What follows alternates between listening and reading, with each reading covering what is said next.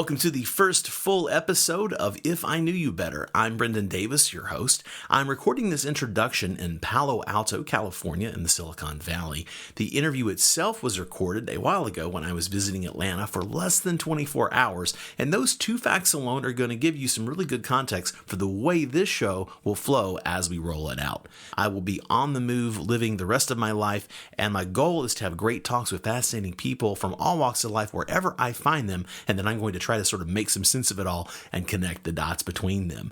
Now, in case you missed my shorty episode last week where I introduced this new series, the premise is that we will cover the biographical and career basics of people along the way, but my intention is to really get into the kinds of questions that I ask someone in everyday life if I knew them just a little bit better. So you'll be the judge of how well I do with this, but I feel like we got off to a really great start with this interview in particular, so I'm very excited to share it with you. Today's guest is ironically someone I have known fairly well for a long time, and we get into our history in the interview, so I won't set that up too much right here, but it made this a lot of fun and let us really go places kind of right out of the gate that I had hoped to go with this show, but I thought it might take a little more time to get into. This week's guest is Frederick Taylor. Frederick is a Atlanta OG producer-director in his own words. We talk about all kinds of things that I was very glad to dig into with him. We talk about race, cultural evolution, generational sacrifices for the sake of the family, questions of identity, both your self-described and the projected or assumed identity, and much, much more. Now, I especially bonded with Fred over his love for and the role in his life that his dearly departed grandma, Ms. Juanita Jones, played. My own grandmother, Geneva Thompson, my mom's mom, was a major positive force in my own life. So having a sense of what Fred's grandmother meant to him has always been something that I related to him about. But I learned so much more about this remarkable woman that I really wish I could have interviewed her as well before she passed. Regardless, I'm very happy that we got into that topic in particular, and I hope that you agree. I'll be back after the interview with a few closing comments and web links. Now, though, please enjoy my talk with Fred Taylor. So I'd like to welcome our very first guest on If I Knew You Better to the studio, and in this case, it's his studio because I'm in his office, kind enough to let me use their facilities. Mr. Frederick Taylor. How are you, Frederick? How are you, my friend? Glad to be here in my own office. Where you were when I found you, when I came in today. Absolutely. It's a pleasure. And for the sake of a little context for the listeners, we're going to have Frederick introduce himself here in a moment, but he has a fully equipped production facility and was kind enough to let me use his equipment. And that's part of why we're getting off to a great start sonically. So first of all, let's get into this because we go back pretty far. Of course, the premise of the show is that I'm asking the questions that I would ask if I knew you better, and I guess I'm going to know you better about an hour from now. How do you introduce yourself when you meet someone who you suspect that you would like to know better and you want to really give them a nice, well-rounded snapshot of who you are? I say, hello, my name is Frederick Taylor. I am a filmmaker, and I run a production company in Atlanta called Tomorrow Pictures. All right. And so how long have you been doing this or things of this nature? Since I was a kid. I've just been one of those kids from the beginning that was just sort of visually inclined and was a big storyteller as a kid. So the classes that I excelled at growing up were art classes and English classes, compositions. I actually liked writing term papers. I liked research. I liked going to the library. The things that I didn't like were math and sciences. Those are the ones that kind of hung me out to dry growing up as a kid. I didn't like science until I got to physics. And physics is a big part of filmmaking as well. So I think that probably has something to do with where my aptitude lies as well. So that was kind of who I was as a person growing up. And fortunately, I was able to get involved in some of the things I was good at and some of the things I really loved very early in life as well. That has served me well as I've moved into midlife. I've gotten into a place where I'm very happy about where I am and what I'm doing. I've seen a lot of other people my age be very challenged with where they are in life as well. They have my condolences and my support. But at the same time, I feel very fortunate that I found myself early. And that was always my sense. And the nature of this show, as we said, this is the very first episode, but it's actually an outgrowth spiritually in a way of my previous show that I have 102 episodes of. So I have both a roadmap, but I'm also internally challenging my own assumptions about, should I ask this? Should I go there? What I think I'd like to do is let's sort of start at the beginning. Let's do that. That's the approach that I think we're going to explore Sounds good. for this episode. What do you consider to be your roots? And I want to leave that as open-ended as possible so that you can fill in the gaps. Wow. That's an interesting question. I, like many people in America, have a unique background that has a lot to do with who I am or what my roots are, had a lot to do with the decisions that were made in my family long before I even came along. We're moving here. We're doing this. Exactly. We're moving here. We're doing this and all of that. We're going to a better place, blah, blah, blah. And, like many people my age, I'm one of the, first generation people that kind of gets to do whatever they want to do. Right. My grandmother really pointed that out to me as a man. She said, you're the first person in the history of our family that works for themselves, does whatever they want to do, and nobody can tell them what to do. And that's exciting, to tell you the truth. And so a lot of my roots initially were rooted in the South. And then my family emigrated to the North during the war effort of World War II. And my mother was born in the North. I was born in the North. And then my father emigrated from the South to the North during the Vietnam War. He objected to the Vietnam War. So when he was drafted out of high school, he said, I'm going to go to Kentucky. And he enrolled in Kentucky State University. Mm-hmm. And then his draft card came up again after he graduated from college at Kentucky State and said, I'm going to go to the University of Illinois and go to graduate school. There, yeah, and then he met my mom, who was an undergrad at Loyola University at that particular time as well. They got married. They had me. And then there I am in Chicago. And my father is a jazz and blues musician, and my mother works in public health. And my father went on to get a PhD in music, and my mother went on to get a PhD in public health. Wow. So they're very intellectual, but at opposite ends of the intellectual spectrum as well. My mother is extraordinarily analytical, and my father is obviously improvisationally creative. So I lucked out. I got the best. Sounds like it. I got the best of both of them when it comes to that as well. And it's served me very well being a filmmaker in this sort of modern new era of filmmaking that requires being analytical and being creative and being improvisational all at the same time. So you juggle a lot of bowling balls in this business that I'm in now. So that's a big part of my roots. And then the other part was just the uniqueness of the time that I grew up in as well. And roughly when, let's carbon date you a little bit. Carbon date me a little bit. So, I know a good bit about the 70s, the 80s, the 90s, the 2000s. You were conscious. Things like that. Right, I was conscious. I was aware.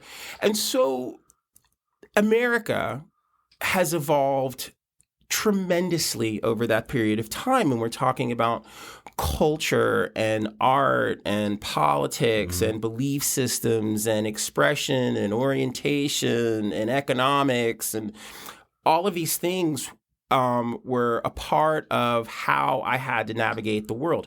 And I know that I'm not a millennial, where the millennials are so really adept at being able to handle computers and all the other things. Sure. But in my generation... But you can hire them now. But I can hire them now. And in my generation, we learned how to handle people.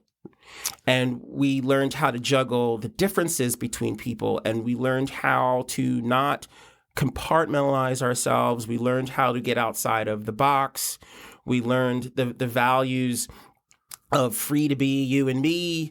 We developed these penchants for, I have friends who are Black, who are white, who are Asian, who are Latino, who are gay, who are straight, who are transgendered or whatever. These things are old hat to me. I'm not shocked when someone walks into my office and they are different from me. And that's the big advantage that I have coming out of the generation that I did. And of course, I overdosed on MTV. So very well stated. All of those references, you left a lot of little cultural landmines for me to trip back over delicately as I try to unwind some of this to find the next question. So my question that I had, I have some notes, of course, here, and we talked about it before, which was, how did where you're from really helped to set you onto the path you're on today, but I think you just fairly well answered that. When did you actually sort of move into things professionally? What were your first efforts that were stabbing towards actually a career in this industry, whatever that industry is? It's really interesting that you asked that question, because it has several different layers to it.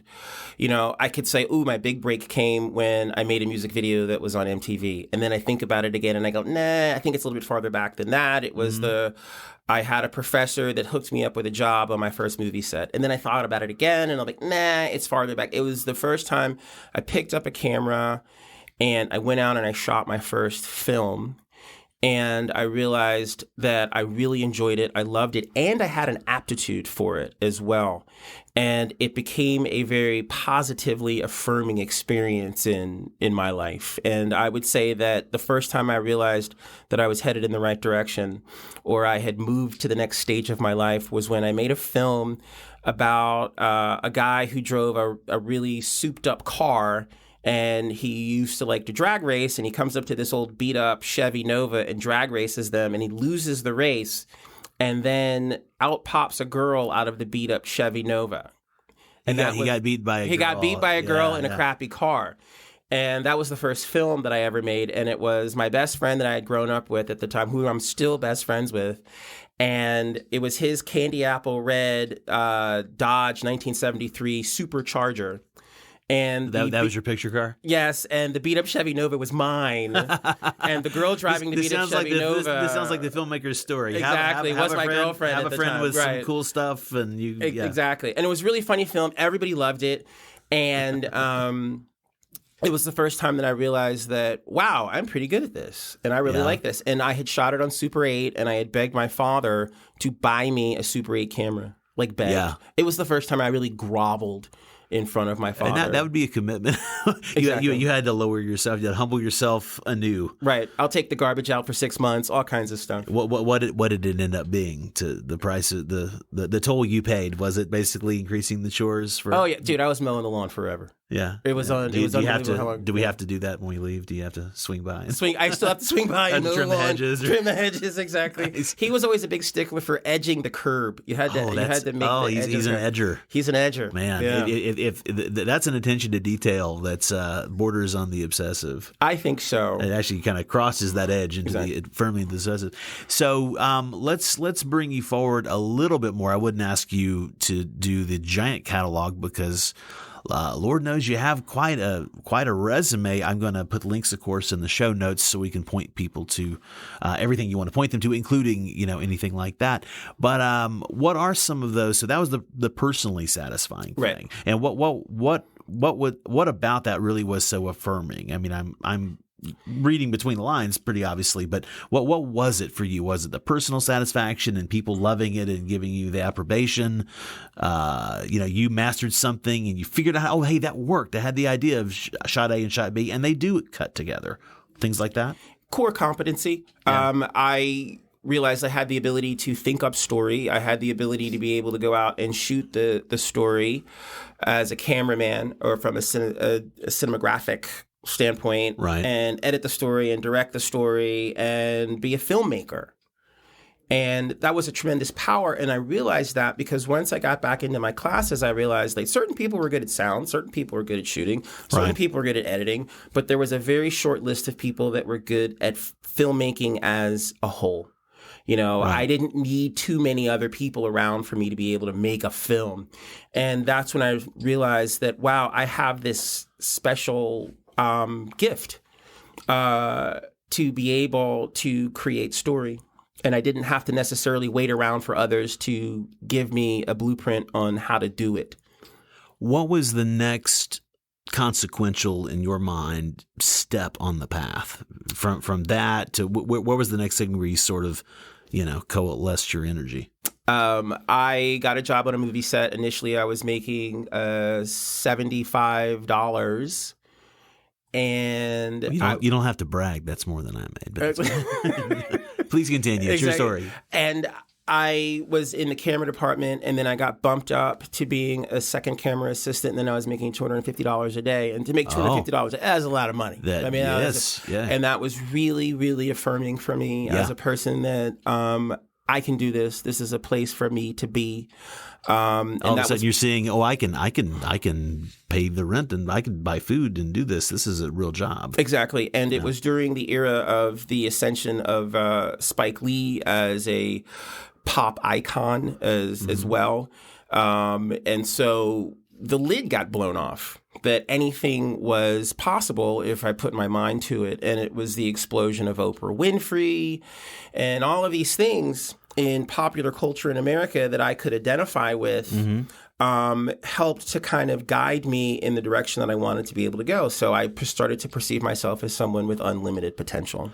Now, my goal for this show, and I won't be so meta, dear listener, in future episodes, hopefully, but because we're also finding our way through it, and I want to do justice to the guest and to the opportunities that are within the topic and the guest here, we're going to get into some fairly heady things as we go, but I mean, you've just flagged a few things. How much did that, you mentioned specifically Black or African American artists coming to prominence in this, giving, extra sort of encouragement that you could do it too? How much of a theme would you say that was in your early days? And I'm curious, is it still, a big factor now, or is it just sort of part of the background? It was huge then. It's even bigger now. Okay. And I had assumed that it was going to dissipate as I moved forward. Another turning point in my life was I was named Artist of the Week in the AJC. And there's a really funny quote in it that I said that I will be satisfied as a filmmaker one day when I'm perceived as just a filmmaker and not a Black filmmaker. I think I read this. That's the Atlanta Journal-Constitution, the newspaper, the big newspaper here. I think I read that piece with you back in the day. I look at it now and I look at it now and I laugh that I can't even believe that I said that, because I take a lot of pride in being an African American filmmaker, and that's the hill I want to die on. And those are the stories that I want to tell, and I am very interested in being unapologetic about African American culture. And there's so many things now that people miss about the contributions of African Americans, not only in America, but throughout the world as well. And that's something that I don't want to abandon. I don't want to be absorbed into the mix. There are plenty of other people that can just tell the general market or the neutral stories, and it's fine. And I don't have a problem with them, and many of them I enjoy, but it's just not my thing. I'm drawn into how can we continue to change and evolve people's perceptions about the true potential of the African American experience. So let's, I'm not 100% sure, but I suspect from what you said regarding music videos that get on MTV that perhaps maybe there's a correlation. What was your next most visible manifestation of success and proving that you could have a career, especially as a creative? Because you mentioned working in the camera department professionally, and I had a similar path where I came up on the technical side of things, and I was very happy. And you knew me as a sound guy and to an editor to some degree back in the day. Well, first you knew me as a student. We're going way back. This isn't the Brendan Davis show though. So for the sake of you, that transition. So, I understand very well that transition from technician to creative artist. So for you, what was one of those first big landmarks that the world saw a bit more? I did a music video for a Atlanta-based artist for a song called The Dip. I put my hands upon my hip. When I dip, you dip. We dip. This was a regionally based local song that was getting heat on the charts. And initially, the song had been only played in strip clubs, places of ill repute. And it got popular. The DJs started playing it and everybody started to be really into it. And then they picked it up on local radio and it went on. It was on fire. I remember it blowing up. I remember it going from that thing that you kind of heard a little bit and then it became it's everywhere. Yeah. Yeah. And MTV said, hey, we want to, back then MTV was wagging the dog when it came to the music business. And so they call the record label down here, Power Music was the record label. Okay. And they said, we need a music video for this song, but you can't make something super hood. Okay, right. It's got to have some type They wanted of a crossover thing. General market feel. And that was the first time where I started to get a reputation as someone who was operating in the African-American market that had the ability to reach beyond the African-American market, but still maintain a cultural sensibility for the African-American market. And they let me do whatever the hell I wanted to do.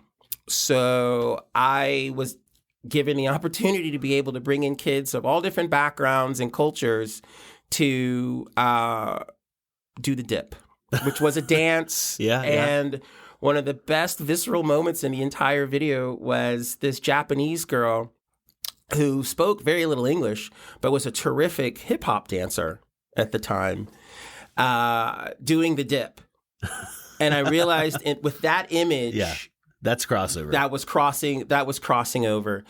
And I thought, this is amazing. Yeah. And this is what I want to do. And this is what this is really all about. And that put me on a whole nother stage. It got me an MTV music video nomination. It opened me up to Los Angeles. It got me a path to go to Los Angeles. I lived in Los Angeles for several years as well. And I was able to build and expand my career in that direction. So what were some of the things, and if you want, because you have a lot going on now that we want to talk about as well, so I wouldn't ask you to tick off every box, but what was that like? I mean, you had this initial heat and you just summarized that nicely. How did that sort of play out kind of in a nutshell? It put me into a whole nother realm as someone who is marketable in that space of being able to handle diversity. Mm-hmm. It got me jobs with Coca-Cola. Coca-Cola shows up and they say, hey, we got a check for you for $100,000. We need you to do a video about kids of all different backgrounds hanging out, drinking Coca-Cola. And I didn't realize in the past, this stuff was really tenuous ground for a lot of corporations. They didn't know how to handle it. They didn't really have the people in place that could go into these communities of color and be able to properly represent them with their corporate products. And that became a need because simultaneously as the dip was rising, this was also on the back end of the Olympics of 1996 in Atlanta as well. Everything went global in Atlanta, and Atlanta changed as a city after the Olympics. And I had the opportunity to be a part of that ride. And with this other infusion of the explosion of the Atlanta music scene as well. And I remember I was the B camera cinematographer on an Outkast music video, Southern Playalistic. So if you go back and you look at the music video, all the stuff of Andre 3000 and Big Boy driving in their car up the road in Atlanta, that's me. Nice. And so I started being able to operate in all of these different venues where, okay, I'm hanging out with Outkast and now I'm hanging out with execs at Coca-Cola. And I'm thinking, wow, I have a lot of bandwidth as a filmmaker and a lot of power as a filmmaker of color as well. And it was the first time that I really saw that my destiny is with whom I am, not trying to obsess about assimilating, that part takes care of itself. I needed to be organically true to myself and things were going to be okay. How did you decide to use your powers for good and not evil? With this awareness, there's a lot of power and there's a lot of responsibility. How did you sort of put that together for yourself? Moving forward, my hiring practices really tilted in the direction of how can I get more people of color in the mix? Mm-hmm. How can I get more women in the mix? How can I get more people that come from challenged or disadvantaged communities in the mix? And that became a big part of who the company was and who we were as an organization. And I felt that was extraordinarily marketable. And I wanted that to be frontward facing. And that led me into a political arena in the early 2000s as well, where huge organizations that were doing a lot of global social justice work started hiring me. So I ended up doing a documentary about a group of kids who were living in Eastern Europe with HIV.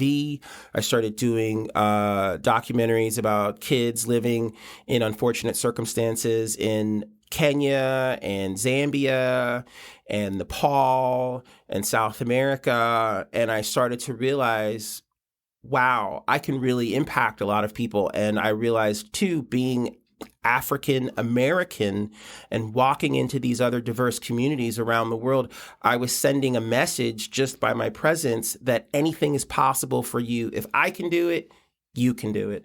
And it just changed me as a person and as a human being. What would you say is probably your biggest or most prominent public or professional achievement? And I have the corollary to that I'll give you now. What's the most meaningful thing you've done if you had to single out a thing, or it might even say building the company, but if there's a product or something that you've done? It's a documentary that currently runs on PBS as a part of the Real South series on PBS. Season 1, Episode 2 on PBS, The Real South. It's called Counter History's Rock Hill, and it's about a counter sit-in in 1961 in Rock Hill, South Carolina, about 9 gentlemen who were attending a local community college who decided to go into their local diner and sit down at the counter and politely ask to be served.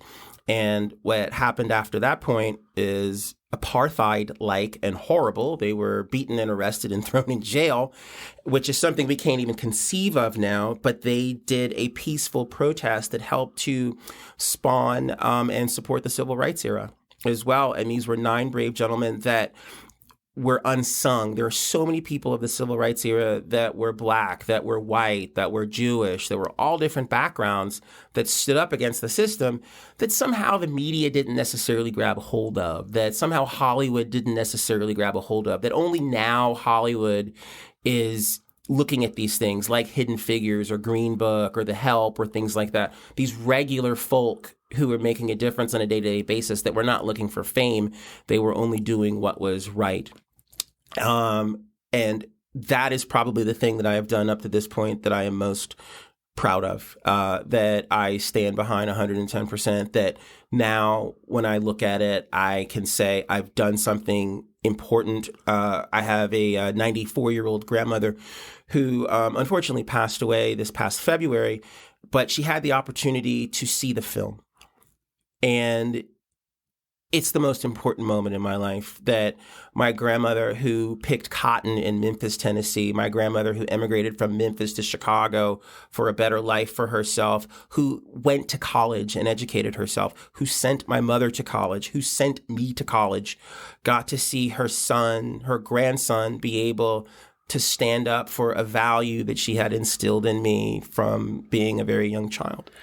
Well, we have more to talk about, but you jumped me to my last listed question, which I thought I knew the answer to, which was who or what do you most credit for helping equip you for success? I imagine it's Ms. Juanita Jones. Absolutely, without question. I mean, when you think about levels of courage of people, I mean, we usually think about, people that work in industries like the military or, policemen or firemen or doctors and things like that. And those people are teachers. Those people are extraordinarily important. And my grandmother was a teacher, and my grandmother was a teacher who taught school on the south side of Chicago for almost 50 years. Wow. And talk about someone that you want to salute and say thank you for your service.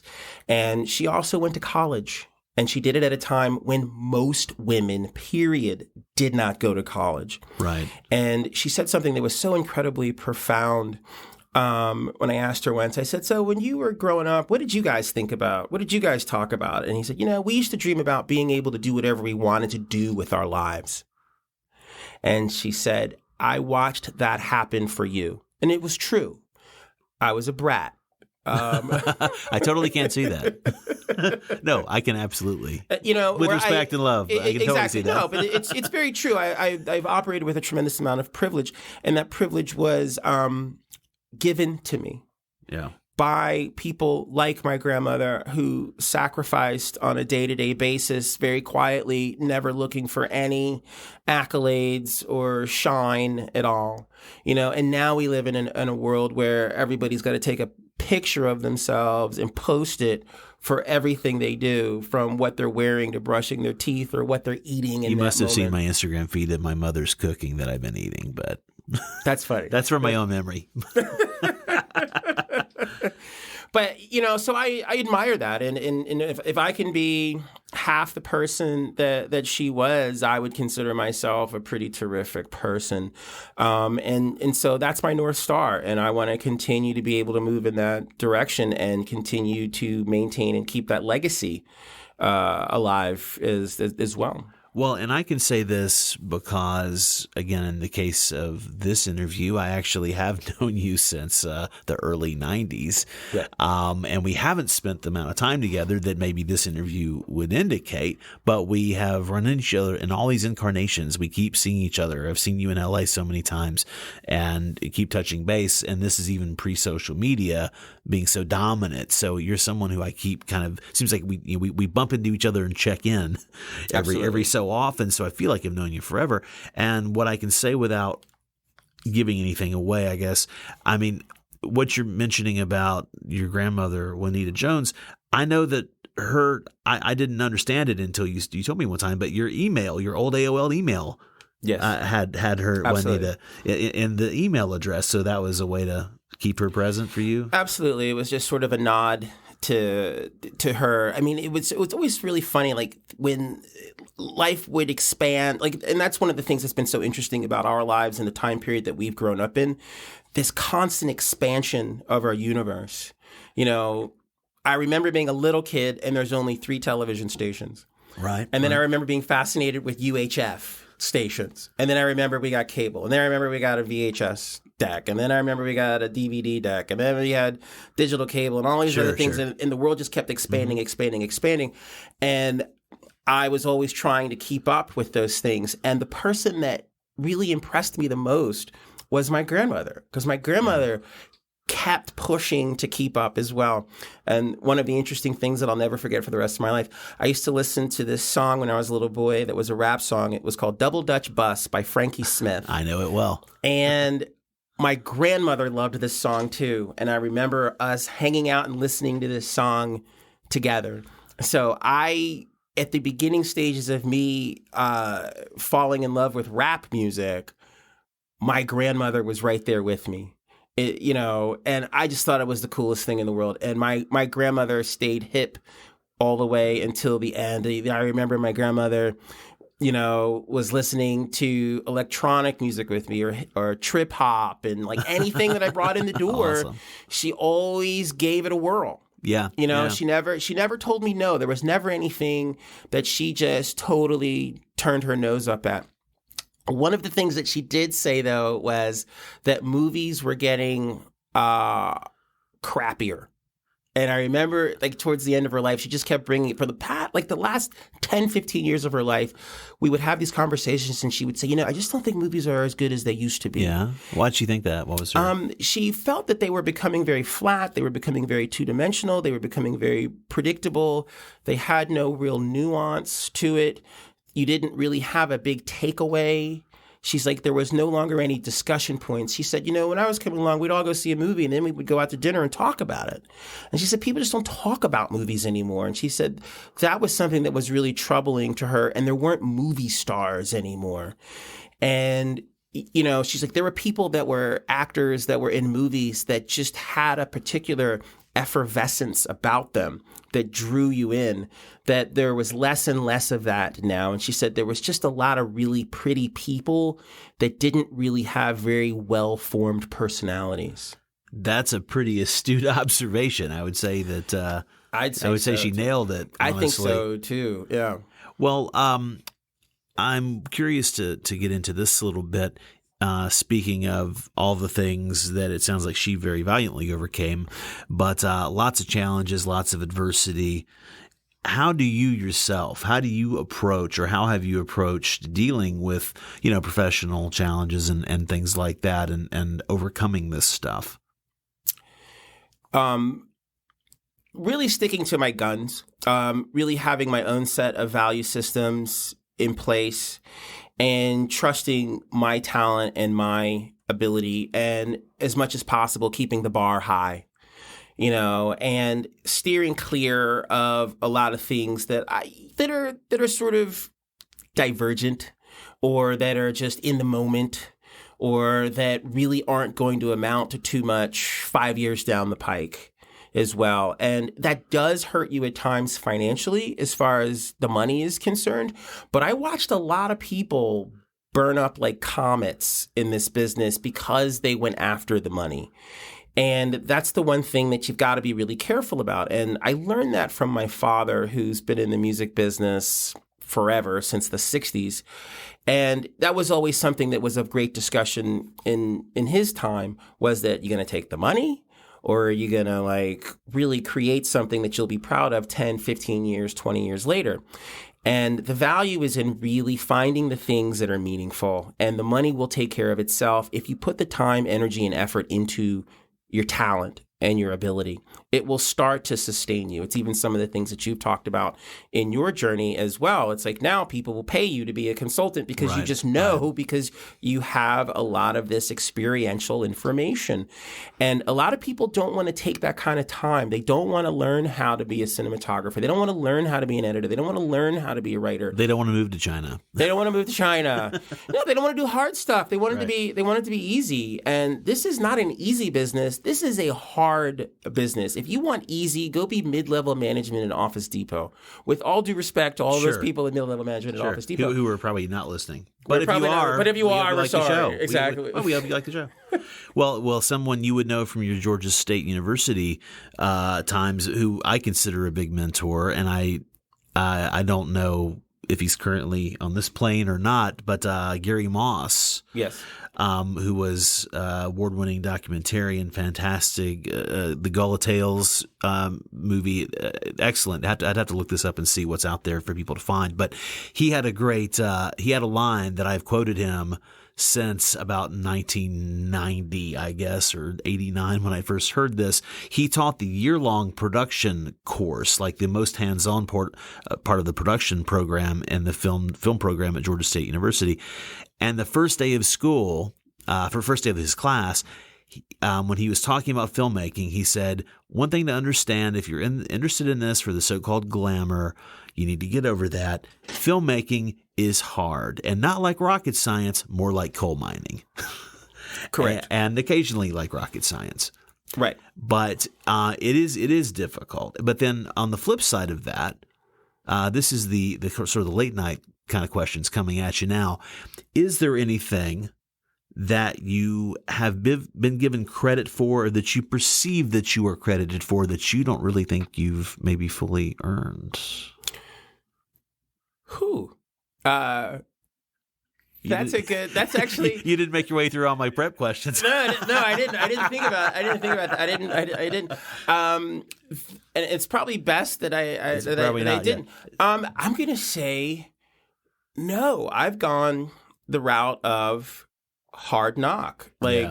Everything that I've done has been because I've gotten out there and I've busted my tail. I have gotten no free lunch in this business, and at times things have gotten really tight, and I've had to really batten down the hatches and believe and keep going. It's like the closest parallel that I have is being Magellan and lost at sea.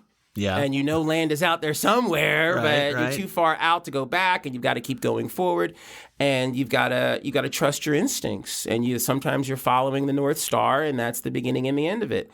So no, I don't. There's not anything that I feel like that I was just sort of I fell into.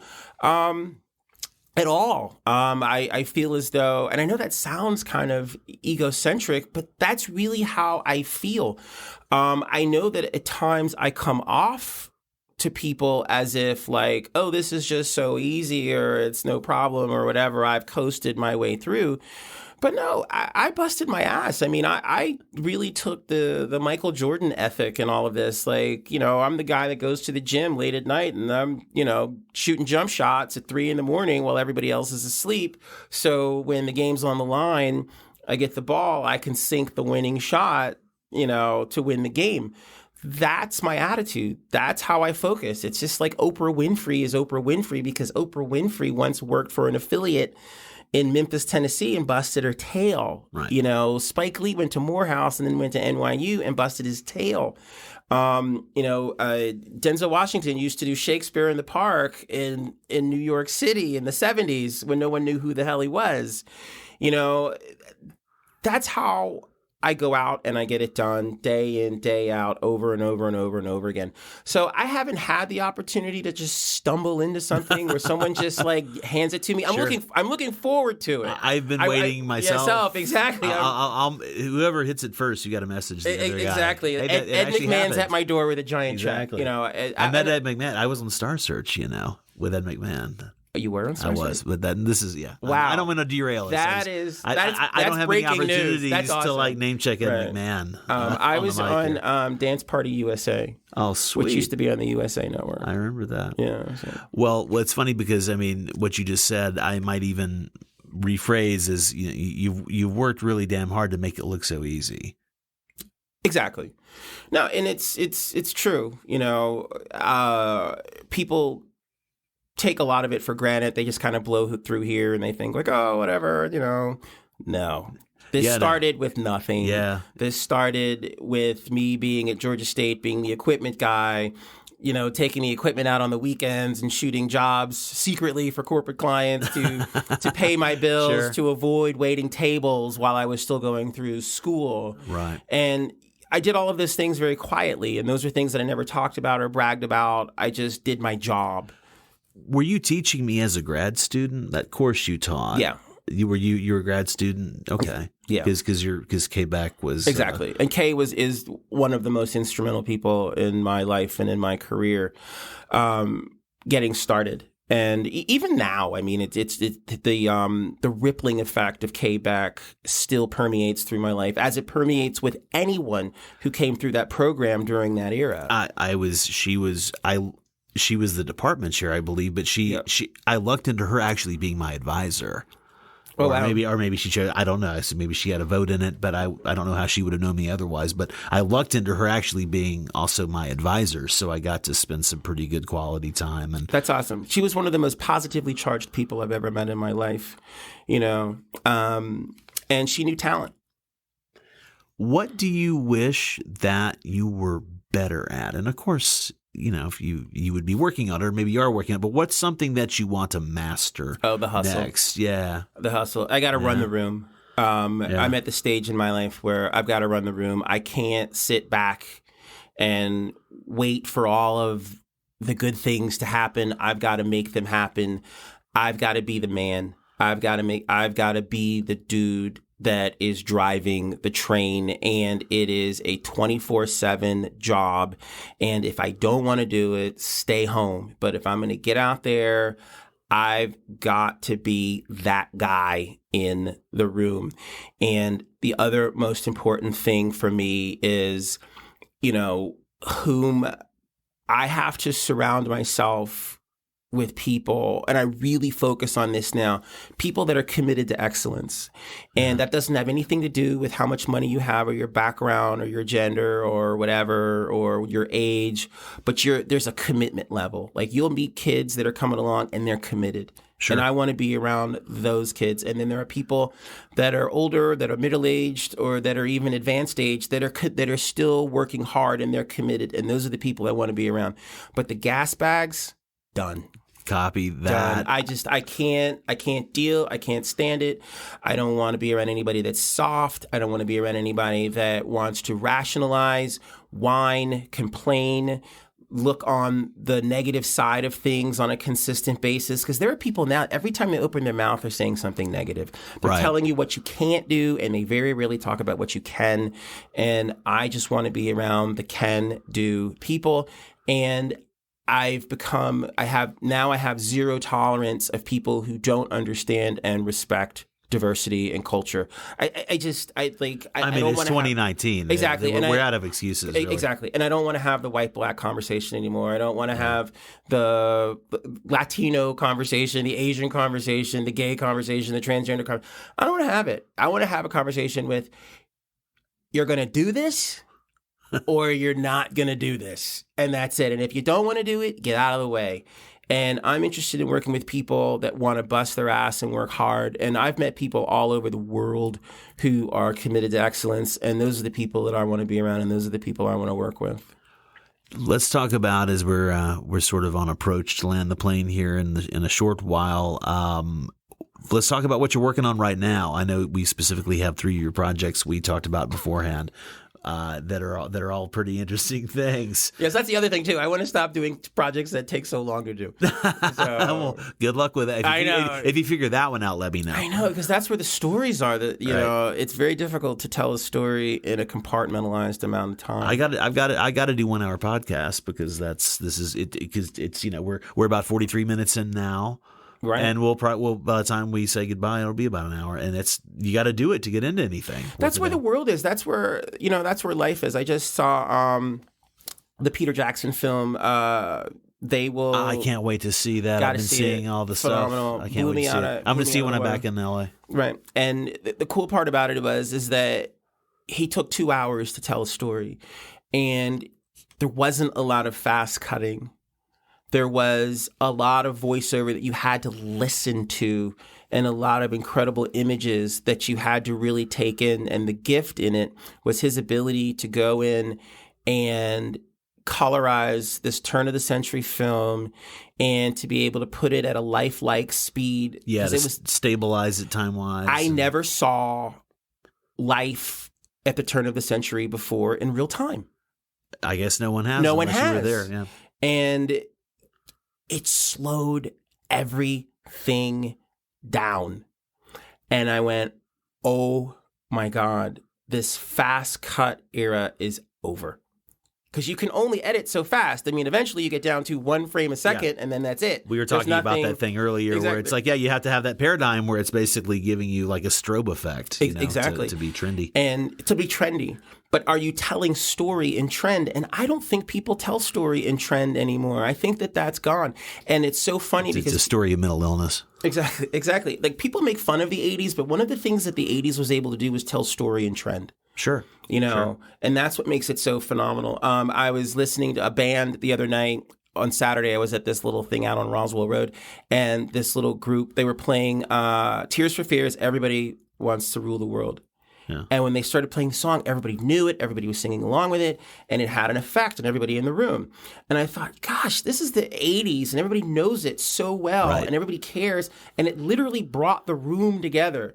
It was like a kumbaya moment. Yeah. Black, white, Latin, Asian, we're all joining hands to sing Everybody Wants to Rule the World together. Yeah, the 80s was the last time that trend was on point with story. Since that time, it's just been fracturing and crumbling apart. Mm-hmm. And it's just been this complete sense of egomania with a lot of artists and their expression and things like that. So trend now is just really all about somebody talking about themselves. Yeah. I don't like Drake.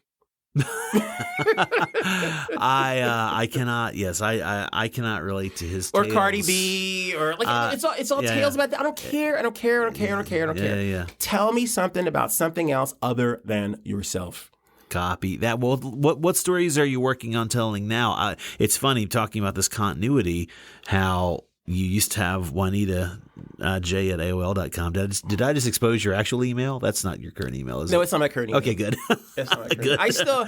I still have it because my office gets mad at me because they're just like, that we still get charged for you to have an AOL account, that's and hilarious. Nobody's on the AOL. I wish I had Brendan Davis at AOL.com back in I was the first one, and there's whatever, who cares at this point. But in terms of continuity, I know that you've had Tomorrow Pictures as long as I can remember. That's been your brand. That's been your brand. I was a loon when I first started it because people said, why would you want to call a company Tomorrow Pictures? And it just sounded crazy to people. But now people are like, wow, that's a really good name for a company. And it's always been about pictures of tomorrow, images. What are you working on right now? A documentary about a transgendered 12-year-old. It's called Transmission.Love. It's about a kid who was born a biological male. At the age of 4, this kid went to their parents and said, I want to be a female. The parents honored that request holistically. They have raised this child from the age of 4 to 12 as a female. And as of last year, the child has started hormone blocking therapy to arrest the pubescent male cycle. And at 16, they will introduce estrogen, and this child will go through the pubescent female cycle. And then at 18, the child has the option to decide whether they want to have reassignment surgery. And where science and technology is now with reassignment surgery, it is gynecologically undetectable for a bio male to turn into a woman. Wow. Yeah. So here we are, 2019 again, and you can be born a bio male and you can live your life as a female. And so we're getting into all kinds of other ethical issues as far as transparency and all this other stuff and participation in culture across gender lines and things like that. And so it's become very fascinating. It's introduced the construct of playing God. What is God? Does God exist or not? And if God does, then does God like this? And, you know, and it does feed into Christianity and Islam and Buddhism and all of these other things. Everybody's coming to the table, giving their 2 cents about, like, you know, should we be doing this or not? But in many other cultures around the world for thousands and thousands of years, people that are transgendered are considered higher thinkers because they have characteristics of both genders. And one of the things that's very true, if we're honest with ourselves, our best self is both genders. There are things that we all do that are gender-based in both ways. There are times when I do need to be in touch with more of my feminine side to be able to navigate through life. And then there are other times that I need to be more in touch with my male side. Same thing for women as well. We need both genders to survive. And this particular documentary raises that as a valid point moving forward. Would you say that awareness you just mentioned, is that something that you had pre this project, or even if you did, I mean, has this project really underlined that for you, or is that a discovery? What is doing this project? I mean, you mentioned a few things that it might have taught you, but what has this project sort of taught you? Because you're still in production, as I understand it. Agreed. That I have to have the same diligence in standing up for transgendered people that I have for other people of color, that I have for gay people, and that I have for disadvantaged people. It's another category of person that we need to stand up for. There needs to be laws in place to be able to assist them moving forward, and they need to be treated with respect and dignity, and let them have the opportunity to contribute to society as a whole. I believe that transgendered people should be allowed to participate in the military as well. I feel very strongly about that because I think if you want to fight and protect this, I mean, exactly. You got my respect. Believe right me, away, because I'll tell you what, I would you don't melt want me like on a the wall. popsicle if I was out there on the front lines. And if somebody's got the courage to be there, God bless them. I got your back. Yeah. And I'm tired of people in this society trying to quantify people as far as what they think they should and should not do, whether that's taking a knee at a football game or whether you want to serve in the military. What are you working on additionally in terms of Tomorrow Pictures, you know, as a company? Like where are you? And again, I know a little bit of the answer because we were talking, outside of this interview, and I'm interested to see where we may intersect possibly. But yeah, what are you looking at? What are you thinking about moving forward? 2 areas. One, expanding the company into being a creative-based boutique agency / studio. This is what I want. Atlanta is exploding, but all of the Atlanta production is exploding on the south end of the city. And it's all big stages, big studios. It's Marvel, it's Tyler Perry, it's all that stuff, which is fine. But what's going to go on the north end of town where the actual money in Atlanta is? All of the money that's on the south end of the city is coming from LA. And specifically, it's also coming from Northern California as well, Silicon Valley. Yeah. Now, all of the money that is in Atlanta is on the north end of the city. That's the business district. You know, the Wall Street of Atlanta is Buckhead. Right. My company is in Buckhead. I live in Buckhead. What can I do to start to build a boutique studio on the north end of town that is run and is financed and that potentially can be distributed by the financial district that is here. That is what we are focused on, and that is what we are working on moving into the future as far as what this company will be as a frontward-facing entity in Atlanta. What are the biggest challenges to that? Is it institutional resistance of some kind, or that's breaking down? And like I said, I've got to be the guy that is in the room that is running the table. And I've accepted that as a responsibility, and I've accepted that as a part of my journey. So sometimes, like, I'm the only brother in the room, and I'm in a room with a bunch of, like, old white guys, and I got to massage them and convince them that, hey, this is the way to go. The future is now. It's through Tomorrow Pictures, and guess what? I'm the CEO. Tough luck, guys. This is how it's going to happen. And I've got to be able to navigate those waters, and I have to accept that responsibility moving forward if I really want to make this happen. I'm comfortable with that.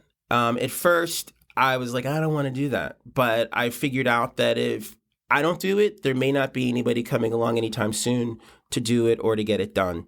And so that's been my focus. I sit on the board of directors at the Buckhead Club as well. I affiliate and I associate with a lot more of the Atlanta business community, the old guard and the new guard, and the emerging guard as well. And I'm not going to back down. And we're going to figure out a way to get all of this done. So it's going to happen. And it already is happening because we've already got projects.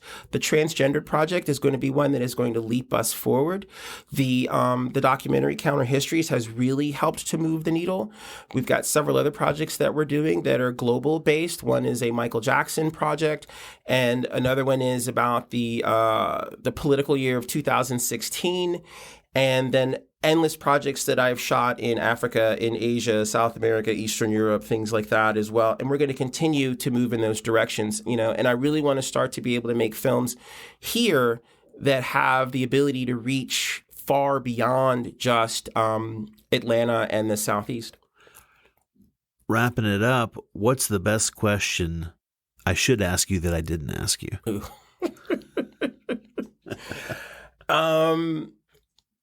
Where is all of this urban stuff going to go? That is a great question. Thank you. I'm glad that you thought of it. We are in a really interesting time. And you remember when the world was rock and roll. Oh, yeah. And we remember how big rock and roll was. Well, I'm still rock and roll. So I know. Okay, please. Exactly. It's your interview. You keep going. But, and this is a good conversation because we know that it's still there. Right. And it's somehow out there somewhere in the darkness and could leap out of the darkness tomorrow and swallow Point taken. Urban music whole. But you were going to say. Is that going to happen? Oh, okay. Are we going to make that transition back? Or is there going to be this armistice between urban music and rock and roll to be able to continue to harness all of this American creativity? What are we going to do? And how are we going to continue to move forward as we keep having all of this sort of cultural fusion going on? Are we going to have more films that have Kevin Hart and Bryan Cranston in them? We have a lot on the table here. Sure. And, there's this presence of Latin culture now that has come to the surface that is doing quite well here. Sure. And now the dark horse in all of this is, anything Crazy Rich Asians. Right. As well.